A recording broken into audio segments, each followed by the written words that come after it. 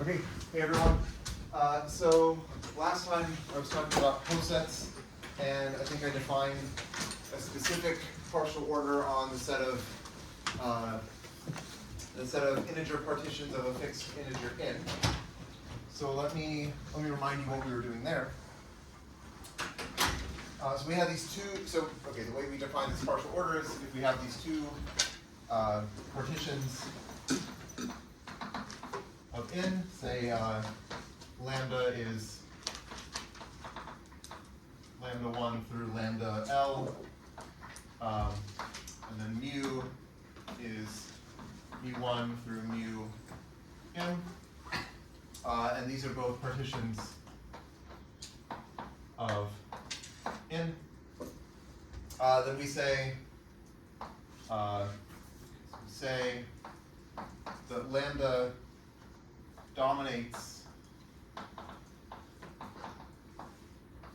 mu if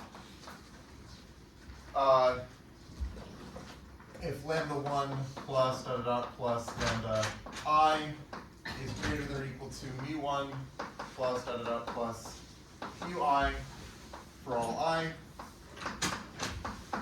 And the way you make sense of this, if you take I as something like bigger than L or bigger than M, is you just pad a bunch of zeros to the end of your partition here so that you can make sense of this.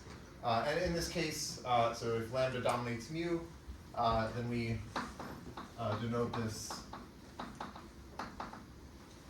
by writing lambda and then, or I guess I'll say like mu and this sort of triangle less than or equal to lambda. Okay. So mu is dominated by lambda. Okay, so let me do an example of this. I'll do the example here.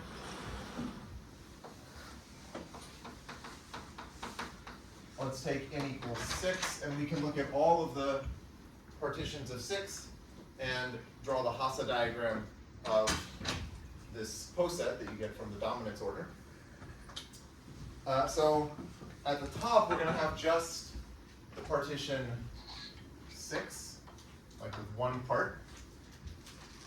And so you can see that's going to dominate everything because, like, you know, if you take lambda to be 6, then right off the bat, well, all of these sums, they're always going to be 6, which is greater than or equal to any other like initial sum of things in a partition of 6. Right. So so for example, this covers 5, 1. And the way you can see that 5, 1 is less than 6 is because the first inequality here would say 6 is greater than or equal to 5, which is true. And then the second one for I equals 2 would say 6 plus 0 is greater than or equal to 5 plus 1, and that's still true.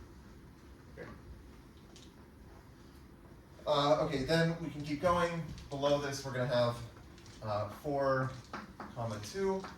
You can check that that is less than or equal to this, again, because like 5 is greater than or equal to 4, and 5 plus 1 is greater than or equal to 4 plus 2. Then, okay, we're going to have over here, I don't know if we're going to have room for this. Okay, maybe I need to draw this a little smaller.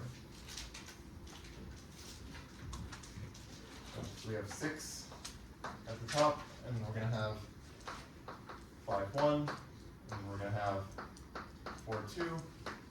And then down here we'll have 3, 3. Okay, so you can check that that is below 4, 2.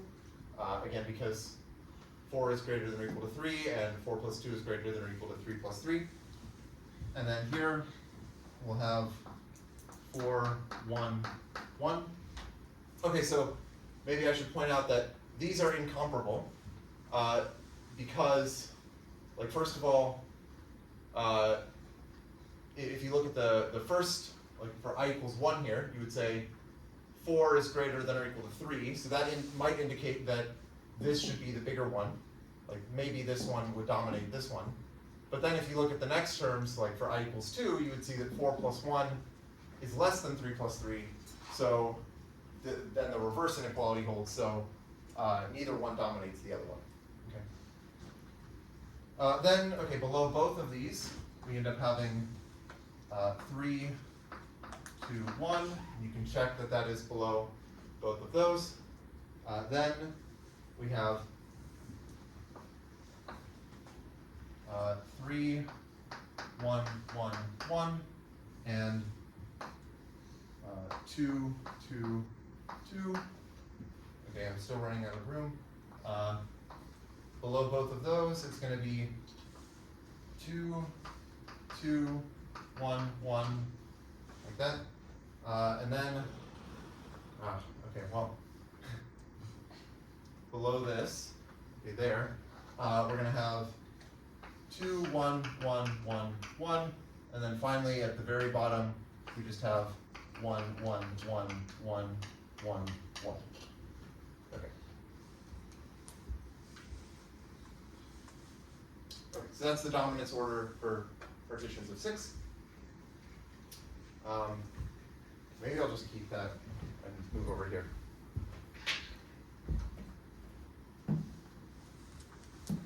Okay, so here's a lemma, which is not hard.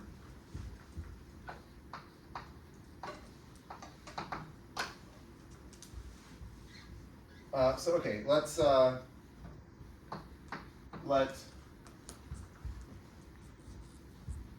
I guess I'll call them T lambda and T mu be tableau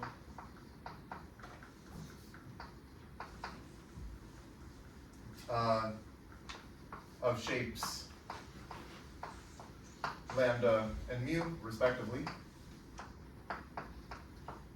Okay, so lambda and mu are partitions. Let's say both of them are partitions of n, and T lambda is a partition of shape, or is a tableau of shape lambda, and T mu is a tableau of shape mu. Then, if for each index I, the elements or the entries in row I of T mu are all in different columns in T lambda, then lambda dominates mu. Okay, this might seem a little strange, but it's a technical lemma that we'll need later. Let me move these. Okay, so we have these two tableaux, and we're saying, suppose that for every I, if we look at row I in T mu, then all of those numbers, if we look at where they are in T lambda, then they're all in different columns. If that's true for every I, then mu has to be dominated by lambda. Okay, so the proof.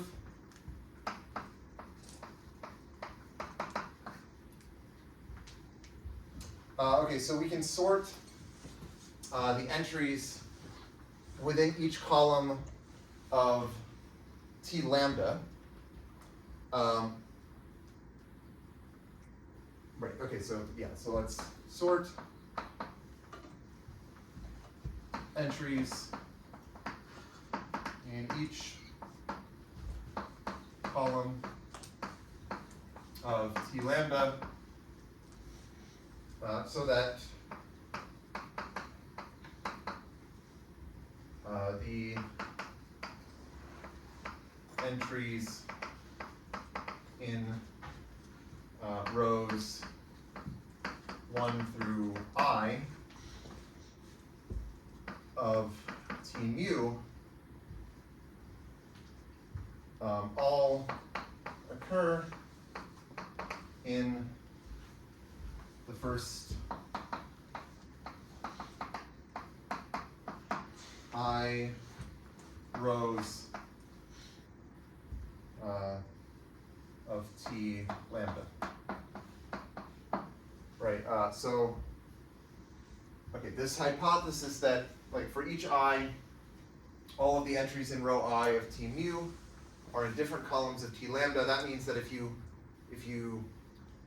sort the entries in the first I rows of T mu, then you can arrange it so that, okay, I guess it's just what I wrote, but all of them occur in the first I rows of T lambda. Right, okay. So what this means is that the number of things in the first I rows of T lambda, which is just the sum of the lengths of the first I rows, so lambda 1 plus da da plus lambda I. Okay, so this is the number of entries in the first I rows of T lambda, but then, like, if all of the entries from the first I rows of T mu appear in appear in the first I rows of T lambda, then this number of entries must be greater than or equal to the number of entries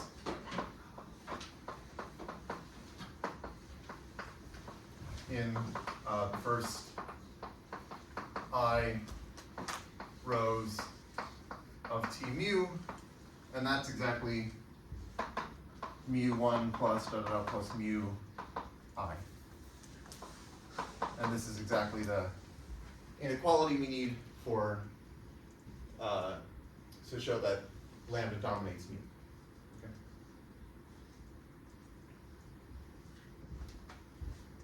Okay.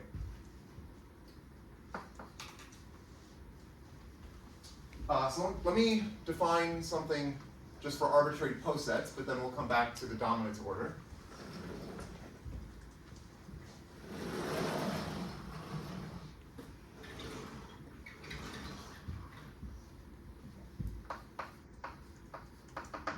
Okay, so let P be a, okay, let's assume finite poset.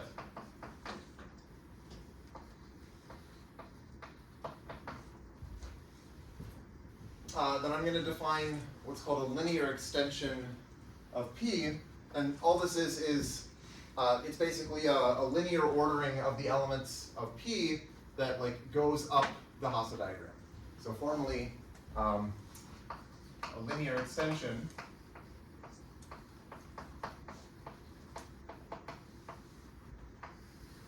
of P is an ordering, let's say x1 through xk of P. So this is just, I've listed out the elements of P in some order, such that whenever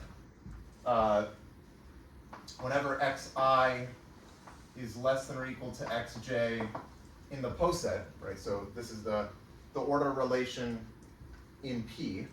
So whenever xi is less than or equal to xj, that forces xi to come before xj in this ordering, which is the same as saying that I is less than or equal to j. And this inequality, okay, so I'm using less than or equal to in two different ways.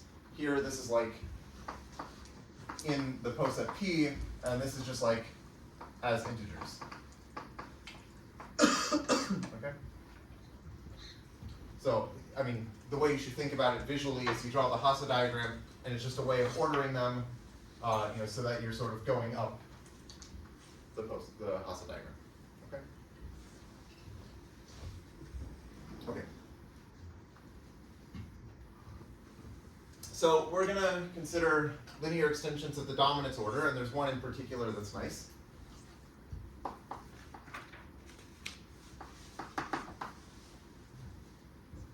Okay, so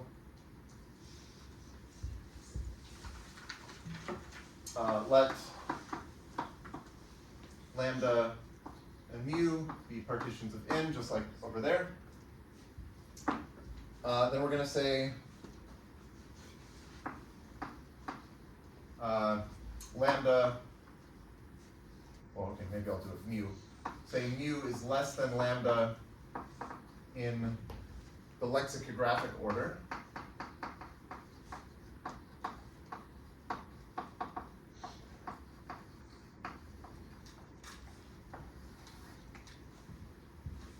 If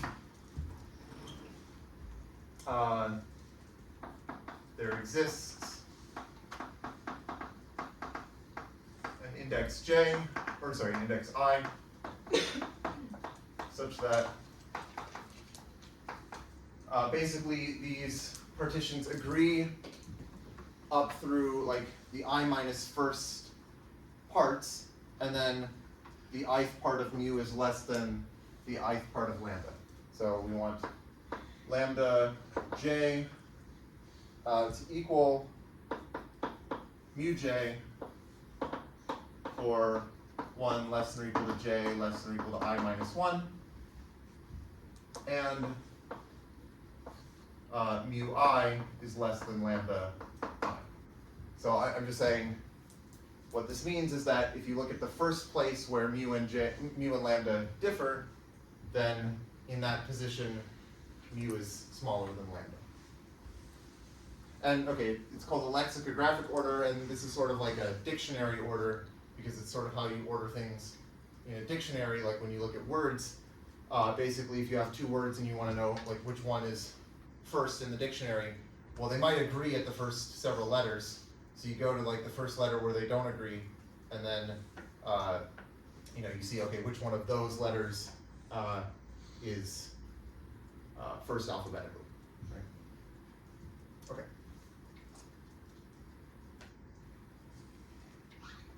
Okay, and then the point is that this is actually a linear extension of the dominance order. So if lambda and mu are partitions of n with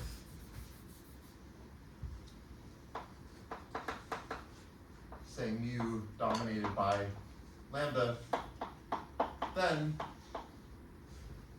mu is less than or equal to lambda in the lexicographic order. Okay, so I guess here I defined less than, but less than or equals should mean less than or equal. So hopefully this is not confusing. Okay, so this is also easy. Let me just write it out.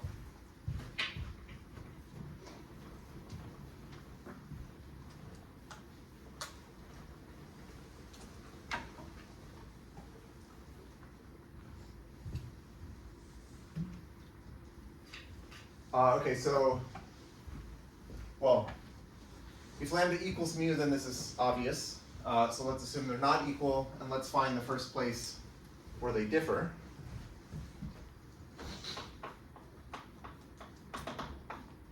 So assume lambda does not equal mu.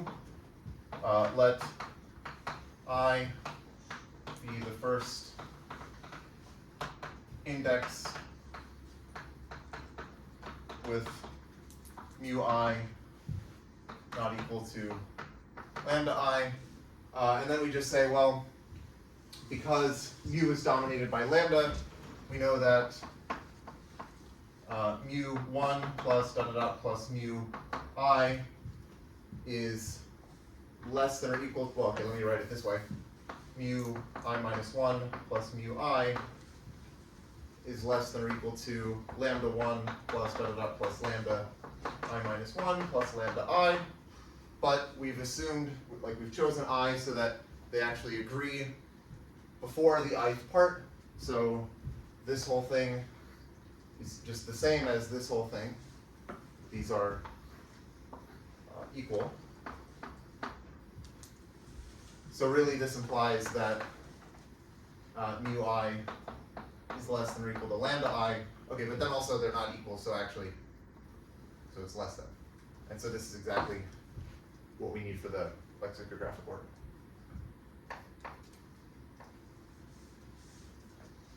Okay? Okay, so now we're going to define Specht modules, which are going to end up being the irreducible representations of Sn.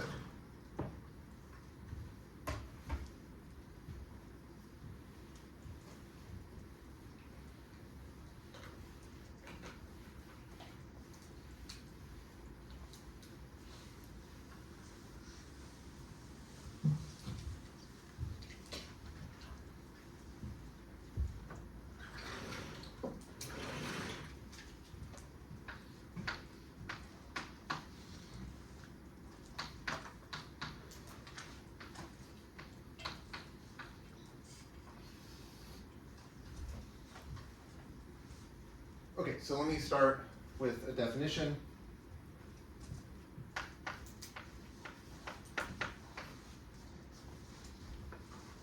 So, okay, let's say we have a tableau. Okay, so let T be a tableau with rows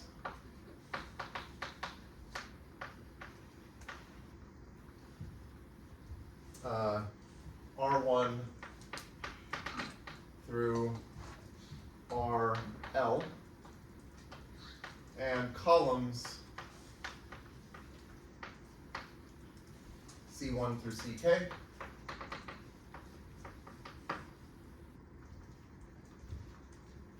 Then we can consider these subgroups called the row stabilizer and the column stabilizer of the tableau T. So the subgroups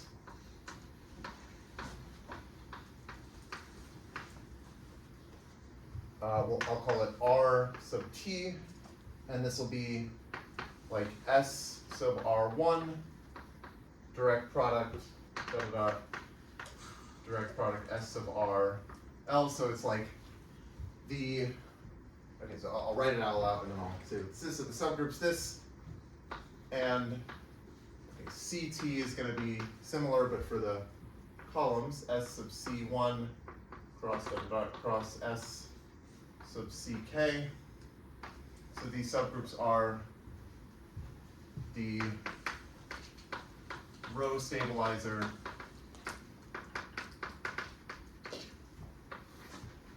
and column stabilizer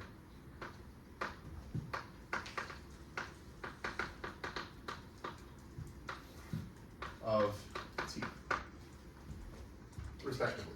Okay, so so what I mean by this is like R1 is the set of numbers in the first row, R2 is the set of numbers in the second row, and so on. So this subgroup is like things that can permute the numbers within the first row, things that can permute the numbers within the second row is the S of R2, and so on. So this whole subgroup is basically things that can permute the numbers, but each number has to stay within its row. So it's like stabilizing the rows, which is why it's called the row stabilizer. And then, okay, the column stabilizer is similar, but for columns. Okay.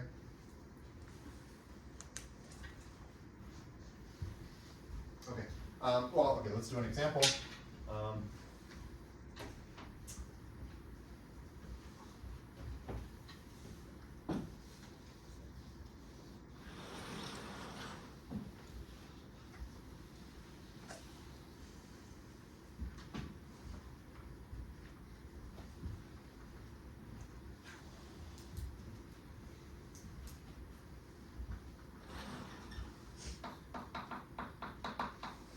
Okay, so let's let T be this tableau for n equals 5.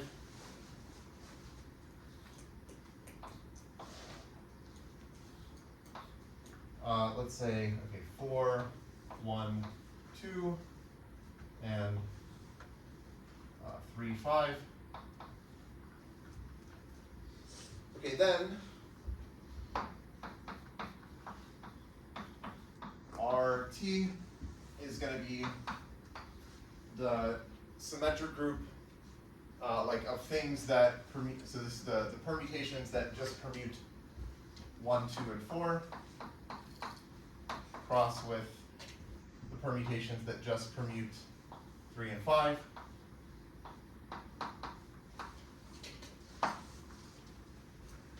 And then CT is S sub 3, 4 cross S sub 1, 5 cross S sub 2, right, because those are the columns.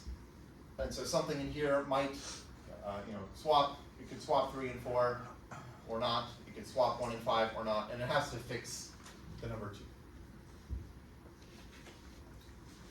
2. Okay.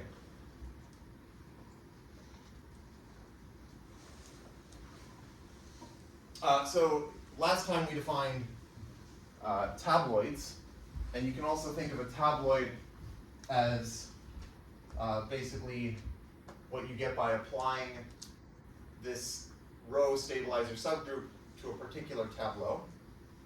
So note that, so remember the bracket T, this is like the tabloid containing T, so this is it's the set of all tableau that you can get from T by just permuting things within rows.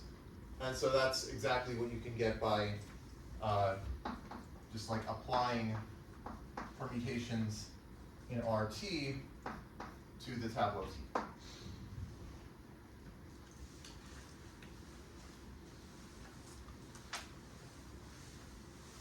Okay, so this is these are, think of these as like sets of permutations. In general, it's kind of useful to think of a set of permutations as an element of the group algebra, where you just take this, like the formal sum of those elements. So I guess I'll just say, in general, it is useful to associate to a subset, say H, contained in Sn, the sum, or I'll say the element, which I'll call, I guess, H plus. So H plus is just going to be the sum of the elements of H viewed as an element of the group algebra. So it's literally just sum over all the permutations pi in H of pi, but think of this as like living in C bracket Sn.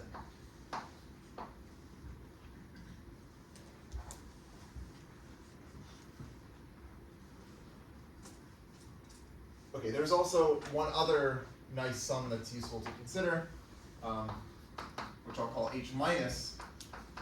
So I'm going to let H minus be a similar sum over all of the elements of the subset H, but I'm going to multiply each one by its sign.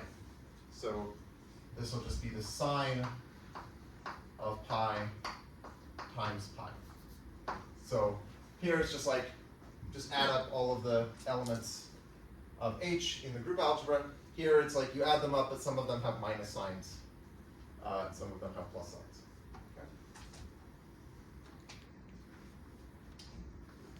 Okay, so we're going to define, if we have a tableau, we're going to let kappa sub t, so t is a tableau, we're going to let kappa sub t, maybe I'll write my kappa different. So that's kappa sub t.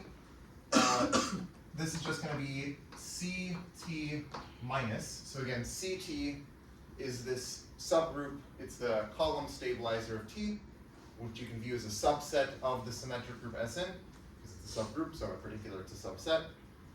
And then the minus is again this like weighted sum where the weights are the plus or minus depending on the sign. So this is just the sum over all pi in the column stabilizer of sine of pi times pi. Again, inside of group algebra.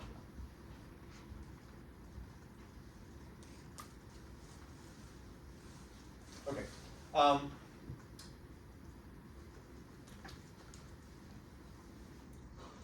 So one thing I'll note, okay, that if T has columns C1 through CK, like before, so that CT is just this direct product of the symmetric groups consisting of things permuting these individual columns, right? It's like S sub C1 cross S sub C2 and so on. Then we can write kappa T as, it's the same as kappa C1 times kappa C2 kappa CK. Okay, so this is because, okay, so I'm taking this sum over things in a direct product, but that sum should split up into, like, I can just sum over like tuples, where I just choose an element of each part, like each one of these factors. And then for each one, I'm going to have like some element multiplied by its sign, but then the point is that like the sign of a product is the product of the signs, because the sign map is it's a homomorphism. Okay, so then if you just think about it, you'll see that this actually just factors. Okay.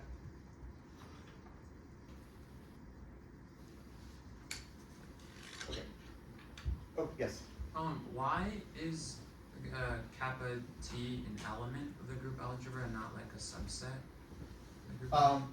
Why is kappa T an element? Because aren't there multiple ways of choosing pi in CT? Oh, well, right, so I'm summing over all of them. I'm saying you have a list. I mean, you can do this for any subset. Okay. Yeah, so for any subset, you just, you take the sum over all of the things in the subset multiplied by the sign. And that's like some formal sum of elements of the group, which is like an element of the group algebra. Does that make sense? Yeah. Okay. Okay. So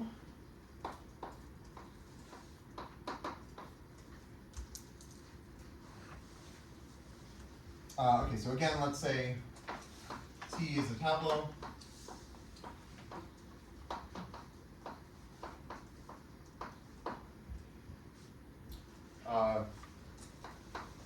We'll define the associated polytabloid.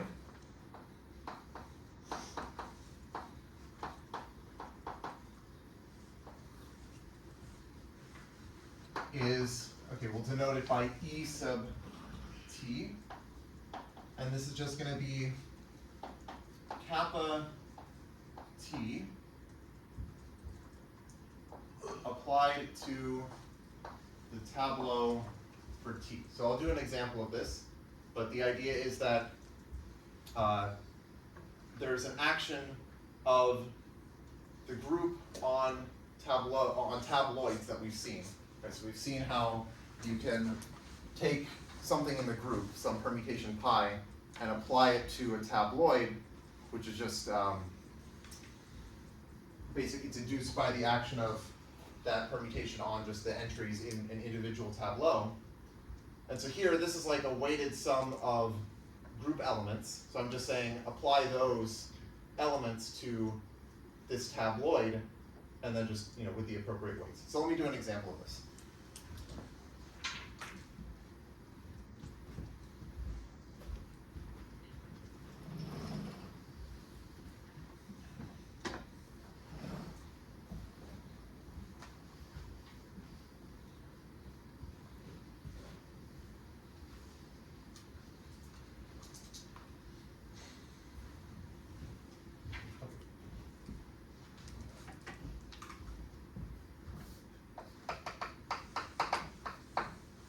so let's take T to be this tableau that I have over here. It's 4, 1, 2, 3, 5.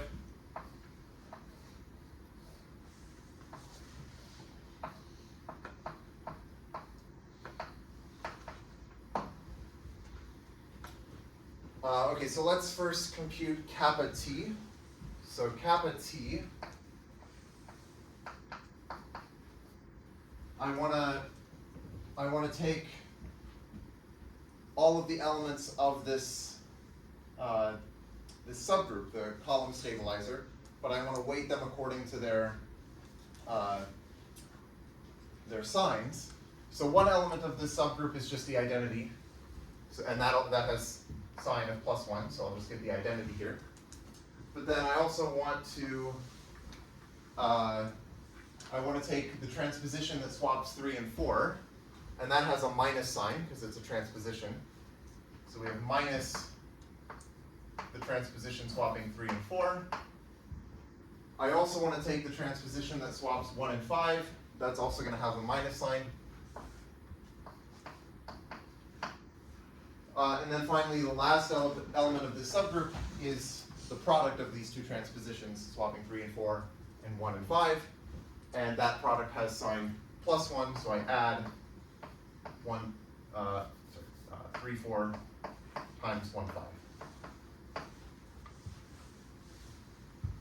I can also factor this as identity minus 3, 4 times identity minus 1, 5.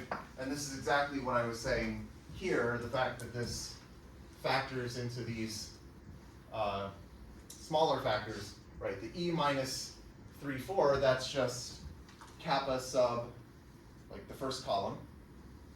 And then E minus 1, 5 is kappa sub the second column. I guess if I was being pedantic, I should say like, okay, we also need a factor for the third column, but that's just going to be like the identity element. I don't really need to write that, so let's not do that. Okay. So, okay, now what I want to do is look at E sub t. So for E sub t, I just apply this element of the group algebra to the tabloid containing this tableau. So E sub t is going to be, okay, so let's see. It's going to be the tabloid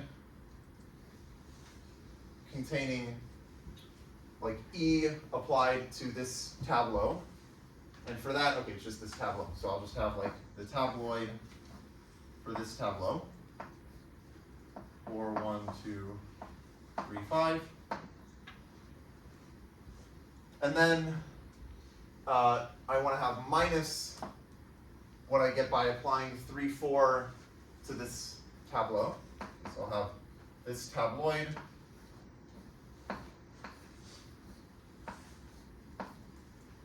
and for this I'm just going to swap the 3 and the 4.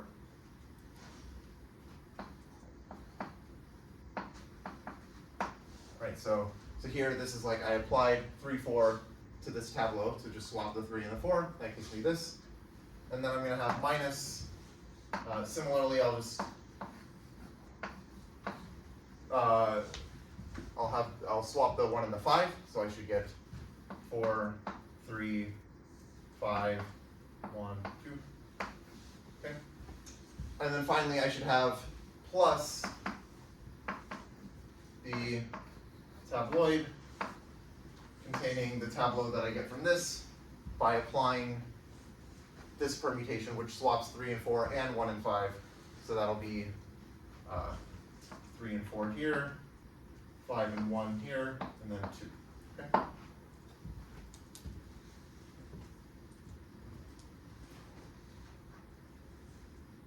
Okay, so let me state a lemma about these objects.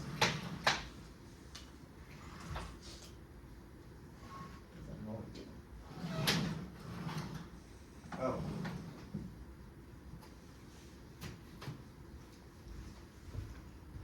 is falling apart. Okay.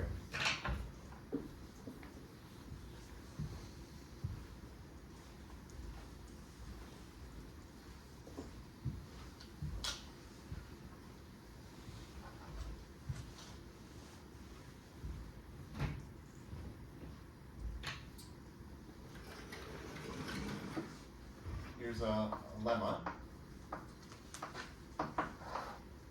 So part one, if you take R sub pi t, so what I mean by this is t is a tableau, pi is a permutation. You can apply the action of that permutation to the tableau, which just permutes the numbers in the tableau, and then you can take the row stabilizer of that permuted tableau. Well, this is the same as if you were to do this. And okay, I guess what I mean here is like, yeah, so you're just conjugating this subgroup, right? RT is a subgroup, you're conjugating it by pi. Okay, part two, similar, okay, C sub pi t is just pi C sub t pi inverse, basically the same thing, but for columns. Okay, kappa sub pi t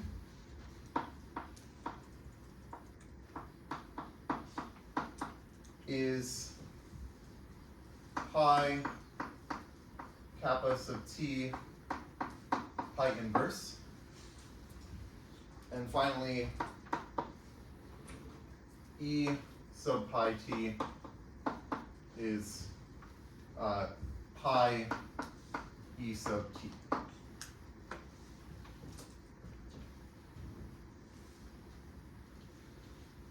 Okay. So for the proof, let me start with one.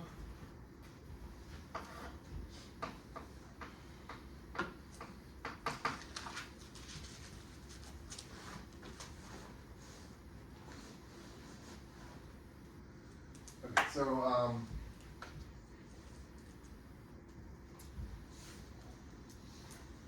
so a permutation sigma is in this row stabilizer of the tableau pi t, if and only if you apply sigma to the tabloid containing pi t, you get the same tabloid, right? Just because the tabloid is like the set of things that you can get by permuting the rows of pi t.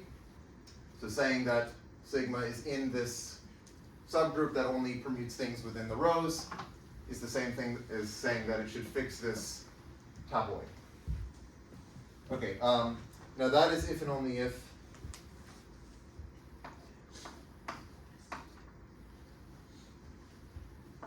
pi inverse sigma pi applied to t equals t.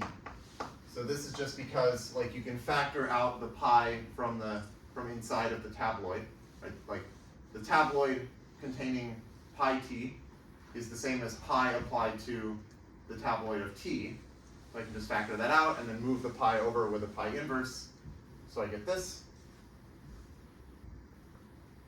Okay, but then that is the same as saying that pi inverse sigma pi, you know, it fixes this tabloid, so that's the same as saying that it is in the row stabilizer for t.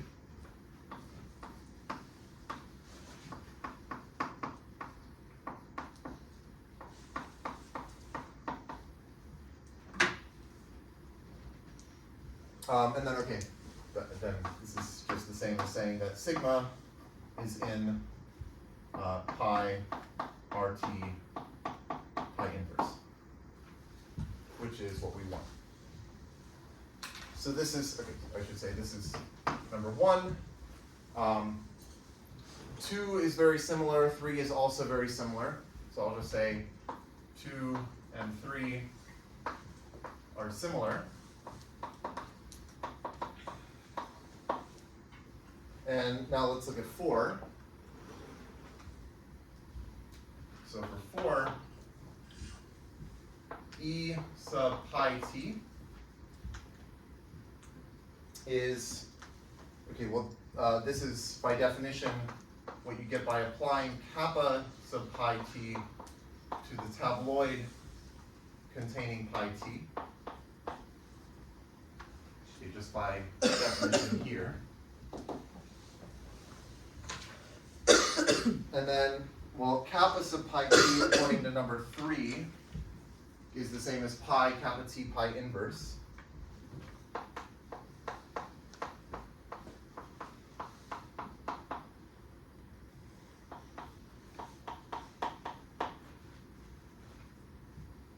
Okay, but then again, I can just factor out this pi from the tabloid, factor it out here, and it cancels with the pi inverse. So this is the same as pi kappa t, and then the tabloid containing t. And then this part here is exactly et, which is what we want.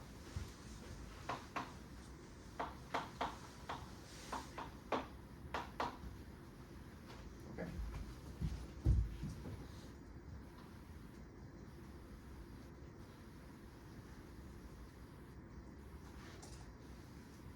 Okay, so now I can finally define a Specht module using these polytabloid things.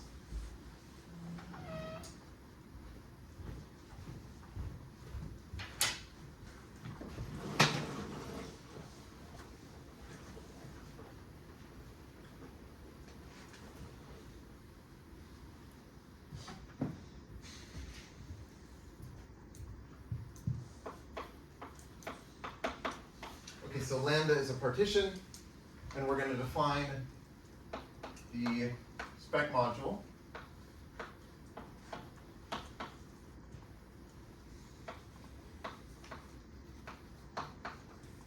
S lambda is the submodule of M lambda. So remember, M lambda was this module that we got basically by taking all of the tabloids and looking at the permutation representation that we got from those, right? Because we take all of the tabloids of shape lambda. There's like the symmetric group acts on those tabloids. So that gives us a permutation representation. That was this M lambda. So this is a submodule of M lambda spanned by these polytabloids.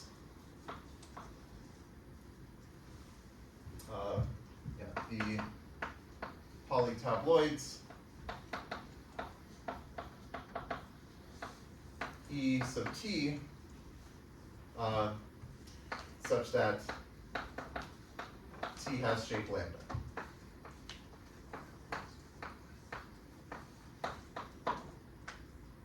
Okay, so I guess the point is, if you think of this E sub t, it's a formal combination of like these tabloids.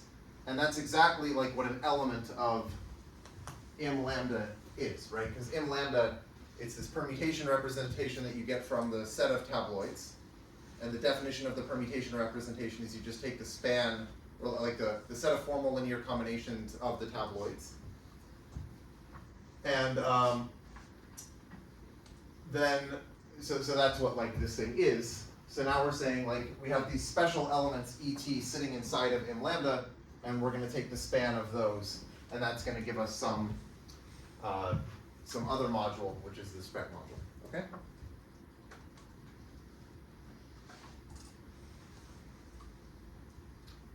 Okay, and I should note that this is a module, right? You might wonder like, okay, I've just taken like some set of elements, and I say, okay, take the linear span of these things. You want to know that it's actually stabilized by the action of, like, when a permutation acts on one of these things, you should get another one of these things, and that's exactly what 4 is saying, right?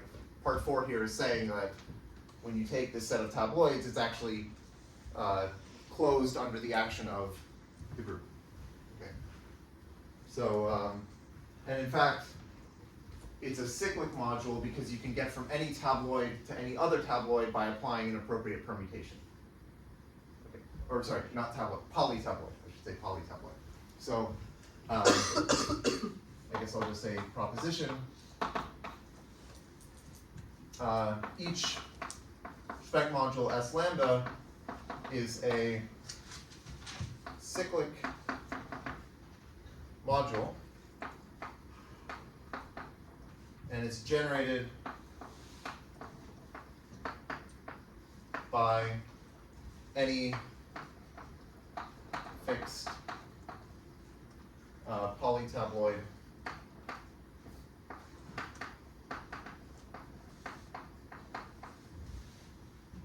of shape lambda.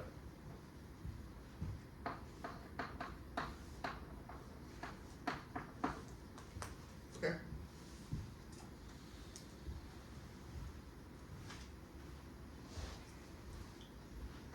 Okay, we should do examples of the Specht modules because those are irreducible representations of the symmetric group. So we should at least write out a few examples of them. One of them is going to give us the trivial representation, so let's start with that.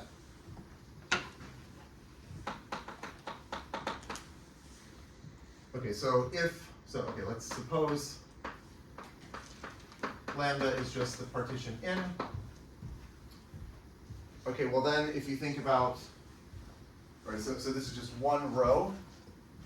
So if you have one row, then the column stabilizer is just trivial. Right, you just have a direct product of a bunch of trivial things because each column just has one box. In this case, oh, and also like, yeah, there's only, well, okay, let me write it this way. So because CT is trivial, this kappa T is just going to be, for any tableau T, kappa T is just going to be like the identity element. And so then,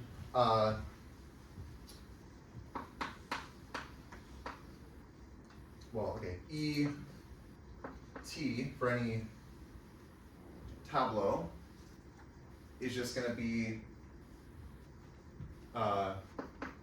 just the tabloid containing T. Okay, so this is because, I just take this formal combination, but it's actually just one thing because kappa T is trivial, or it's the identity. So you just apply the identity to the tabloid containing T, which is just T. And there's only one tabloid because there's only one row, so you can just permute it in any way. So this is like, I can write out a specific representative, like 1, 2, n.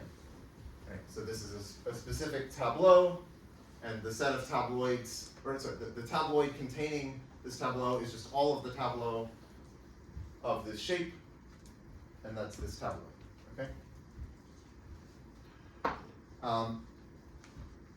Okay, and then in this case we get the trivial representation because, okay, so we want to look at the submodule spanned by just this element ET, so that's like a one-dimensional subspace, and the action of any permutation is just going to fix this. So, it's sort of obvious, but you can also think of it like from this, the fact that there's only one tabloid. So anyway, okay, so then S lambda is the trivial representation of S. Okay.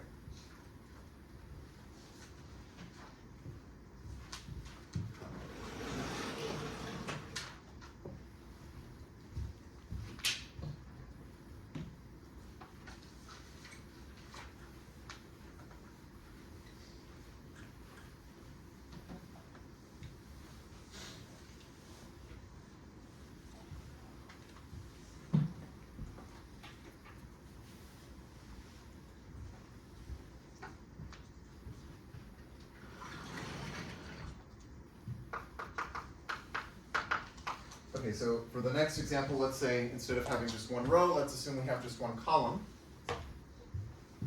So let lambda be 1 to the n, and that just means 1, 1, 1, dot, dot, dot, 1. And let's fix t to be this tableau, which is just like 1 to all the way to n. So just in increasing order from top to bottom. Okay, then what is kappa sub t? Well, I look at the column stabilizer, and that's just the whole symmetric group, right? There's one column, so it's just S sub the numbers from 1 to n, that's just all of the symmetric group. So then this kappa t is just going to be the sum of every element of the symmetric, sum over all the elements of the symmetric group, but weighted by the sign. So this is just the sum over pi in Sn of sine of pi times pi. Okay? And then what is ET? Well, I should say each tabloid in this case is just like a single tableau, right? A tabloid is like a set of tableaux that you can get by permuting things in rows, but each row here is just one box, so you're not actually permuting anything. So there are n factorial tabloids, and each one is just like a single tableau. So then, okay, so maybe I can write that. There are n factorial tabloids, each containing a single tableau.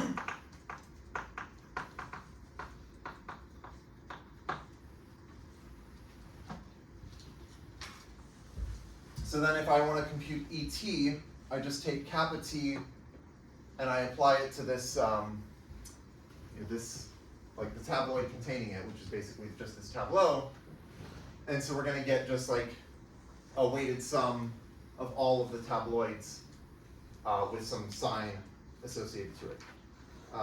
So okay, then like ET is a signed sum of all the tabloids, all n factorial of them.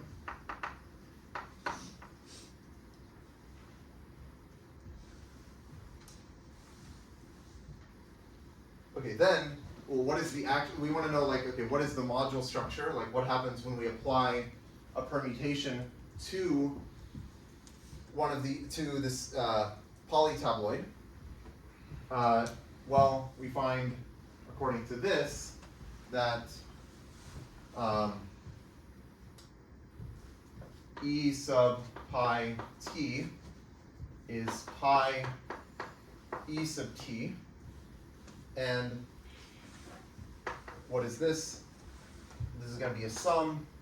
Oh, maybe it's, maybe I should make this a sigma just so that it's a little easier here. I'm just going to change these to sigmas. So ET is going to be this sum over sigma in Sn of sine of sigma times sigma applied to the tabloid for t. Okay, so that's ET, and then I'm going to multiply it by pi, so I'm going to apply pi to this, but I can bring the pi inside of the sum and put it there. Okay? So like, yeah, if I didn't have the pi here, this would just be, like, this is just the sum, which gives me the ET, and, but then I'm applying pi to it. Okay, but then what we can do is we can say, okay, when we do a substitution, let's let tau equal, so tau is going to be pi sigma, So this E sub, okay, then E sub pi t is the sum over all tau in Sn, because as sigma, like pi is fixed, so as sigma is ranging over all the elements of Sn, tau will also range over all elements of Sn, so we get the sum over tau of the sine of sigma, but sigma is the same as pi inverse tau.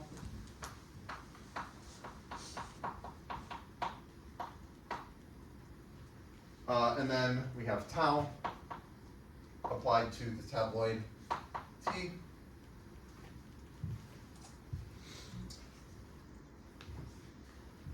But then the sine of pi inverse tau, we can factor this as the sine of pi inverse times the sine of tau, and then we can pull the sine of pi inverse out of the sum because it's independent of tau. So this is like sine of pi inverse times the sum over tau in Sn of sine of tau and then tau applied to the tabloid t. And then finally, okay, well this is exactly the same as ET, right? It's the same thing as ET, except I just replaced like sigma with tau. Okay, so this is the same as the sine of pi inverse times ET. And then finally, let me just note that the sine of pi inverse is the same as sine, or a sine of pi. Each permutation, like the sine of its inverse is the same as its sine. So I can, instead of writing sine of pi inverse, I can just write it as sine of pi. Okay? So what this is saying is that, well, basically that we have the sign representation because, well, okay. Yeah, okay, so what this is saying, we have like n factorial tabloids. We have all these different polytabloids, but they're all scalar multiples of each other. Like the polytabloid for pi t is just the same, it's just a scalar multiple of the polytabloid for t. So actually, all of these polytabloids are, they form a one-dimensional subspace, right? Even though there are possibly, like a priori you might think there are many of them, well, there are actually really like two, right? There's like ET and minus ET. And then the representation that we get is just the sign representation, because if you want to apply a permutation pi to this ET, you're just multiplying by sine of pi. Okay, so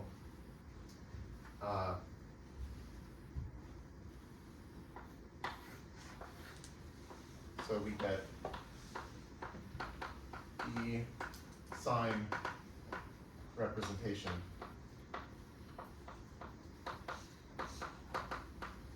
of Sn.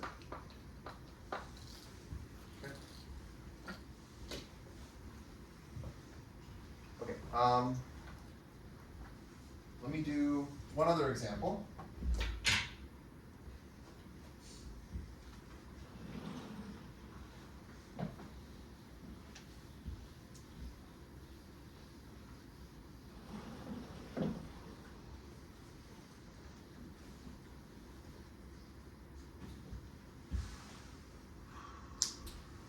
So let's let lambda now be n minus 1, 1.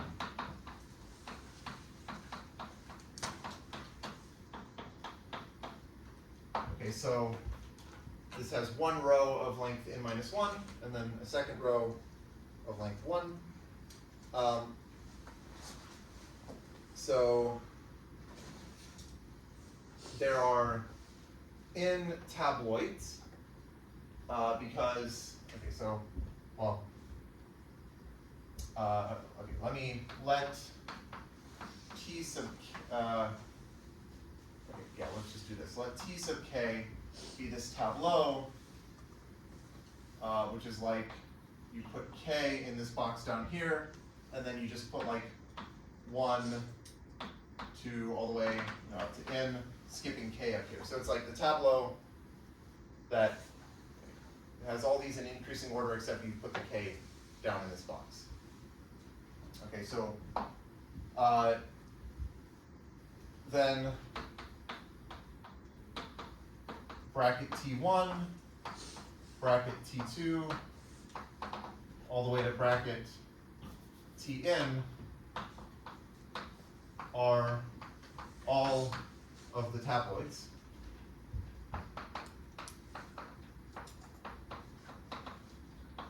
Okay?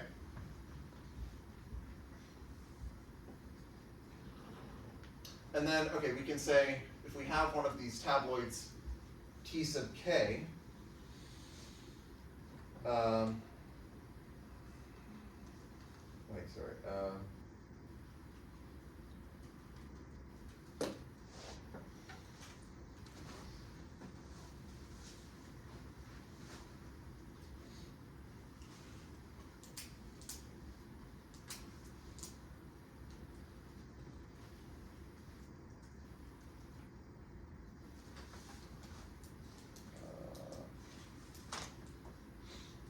Am I confusing something?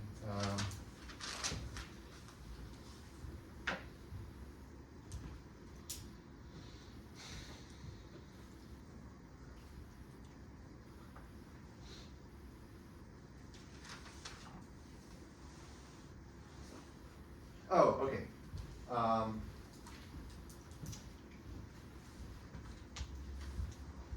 So what is E sub T K? Well, I want to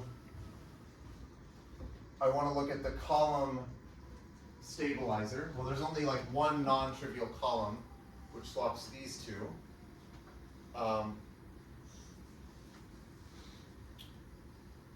So I should get basically like T sub K minus T sub 1.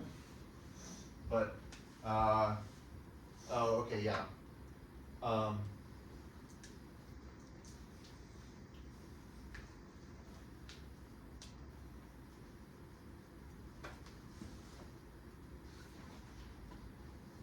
Okay.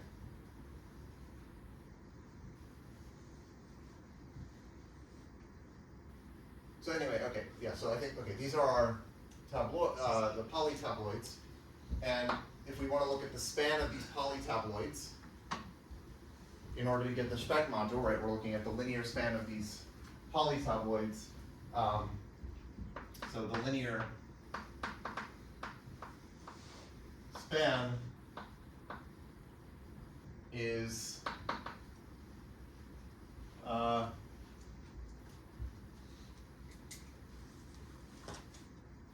I guess, okay, I'm a little maybe I also want to take, oh, I guess,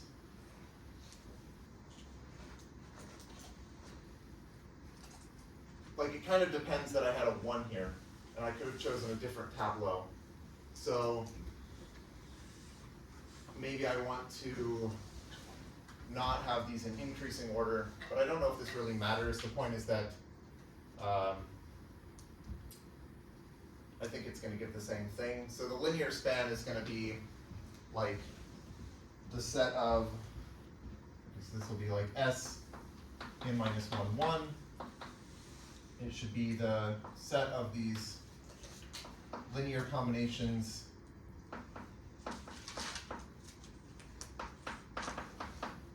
plus C n bracket Tn, but the sum of the scalars has to be 0. Okay. So like, okay, as an example, if n is 3, I'm taking like the linear span of like t2 minus t1 and T3 minus T1, and the span of those two vectors will be two-dimensional, and it'll really be the sum of, or the set of all things of this form, with the sum being 0. Okay, so I think you can check that this ends up working.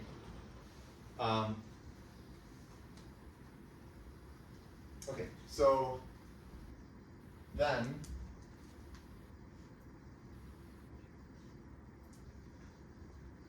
yeah, so the dimension is n minus 1.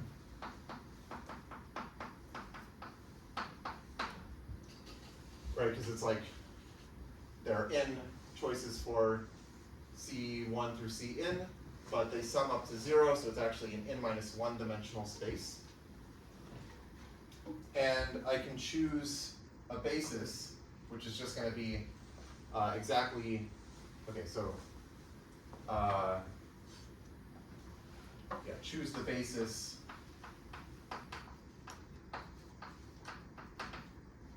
which will be ET2 through ETN, right? So I have like bracket T2 minus bracket T1 and bracket T3 minus bracket T1 and so on, all the way to bracket Tn minus bracket T1.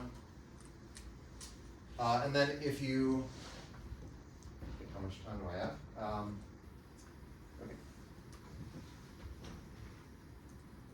So if you compute the action of pi on a basis vector,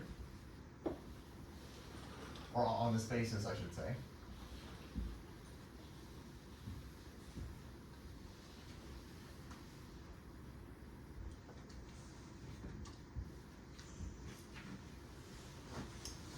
I guess, okay, I'll just say what ends up happening. So computing the action of Sn on this Specht module, we find we can compute its character, that its character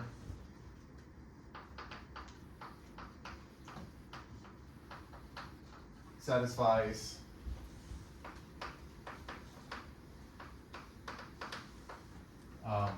let's call it chi n minus 1, 1. So this is the character for the Specht module. If you want to apply this to a permutation pi, this is the number of fixed points of pi minus 1.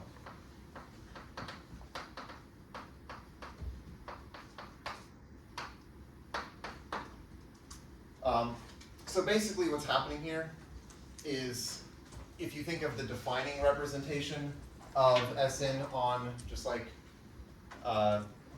think of like bracket Ti as like a standard basis vector for like Rn.